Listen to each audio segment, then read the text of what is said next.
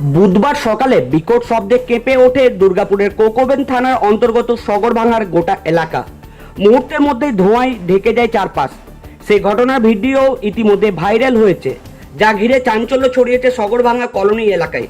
স্থানীয়দের অভিযোগ, একটি বেসরকারি কারখানায় ভাটির ব্লাস্ট থেকে এই বিপত্তির সূত্রপাত। বাসিন্দাদের দাবি, এর আগেও একাধিকবার এমন ঘটনা ঘটেছে এলাকায়, যার ফলে বাড়িঘরেও ক্ষতি হয়েছে। অবিলম্বে কারখানা কর্তৃপক্ষের বিরুদ্ধে উপযুক্ত ব্যবস্থা নেওয়ার দাবি জানিয়েছেন সগরভাঙা পুকুরপাড় এলাকার বাসিন্দারা। এই যে কারখানা বন্ধ হয়ে গেলে ভালো হবে আমাদের সবকিছু তো আমাদের প্রায় অসুবিধা হচ্ছে। কেন হচ্ছে এরকম অবস্থা বার হলো, এখনো হচ্ছে, কেন হচ্ছে? এগুলো বারবার কেন হবে? মানুষ মরবে না বাঁচার জন্য করেছে কারখানাটা, জীবিত রাখার জন্য না মরার জন্য করেছে কারখানাটা। কারখানা বন্ধ হয়ে গেলে ভালো হবে আমাদের, আমরা এটাই খুঁজছি বাস।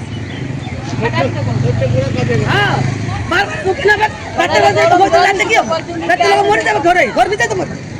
এখন তো বাইরে বলে তা বাইরে নিয়ে লোক বাইরে দিকে আপনার বেশি হবে। তাহলে এটা কেন আপনি হচ্ছে বারবার, কেন হবে হবে কেন বারবার? Bureau report, Bangabarta.